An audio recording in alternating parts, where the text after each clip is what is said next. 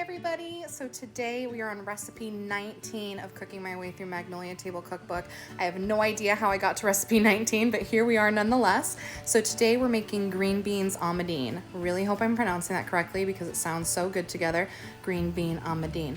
So first thing you're going to want to do is thoroughly rinse 1.5 pounds of fresh green beans, because then you're gonna have to do what I literally loathe and snap all the ends off. So go ahead and take 2 bowls like I did, one for the crap ends and then one for the good stuff that you're gonna actually eat.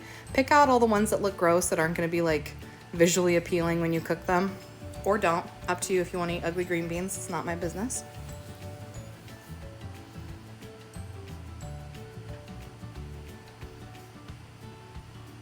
Then while this is going, you're going to get just a regular saucepan, heat it up, not going to put any oil or anything, and you're going to do a cup of slivered almonds.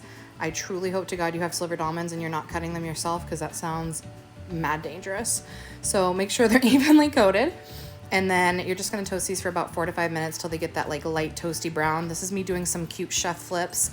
I cut out the video where I flipped it so hard that a bunch fell on the floor and I burnt my foot, so don't say I don't keep it real with you guys.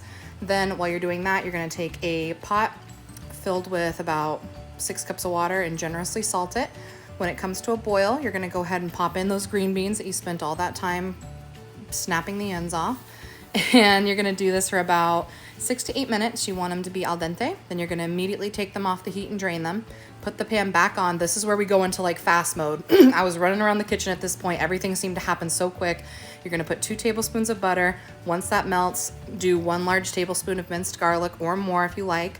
Then you're going to do half a cup of light brown sugar packed. Whisk that in. And then to this, you're going to add 2.5 tablespoons of dry sherry or sherry vinegar. I use dry sherry.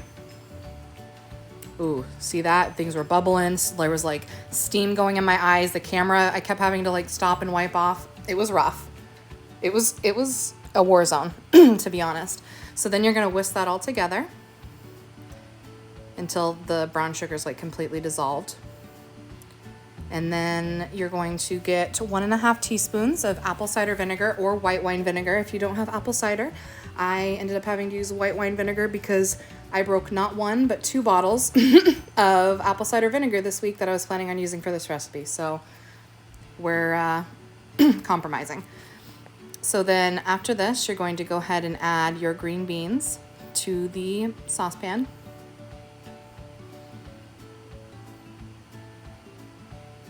And then you're just going to want to gently mix those around and make sure everything's just well coated.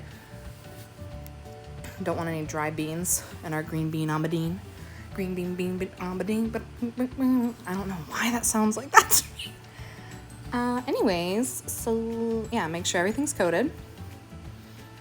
And then you're going to go ahead and take those toasty almonds that burnt your foot. I hope they didn't burn yours. Toss those in. Again, give that a really good mix. You want to make sure everything's mixed together. No one's lonely. Everyone's got a partner here. And then while you're doing that, go ahead and get your salt and pepper. It calls for 1/2 teaspoon of freshly ground black pepper.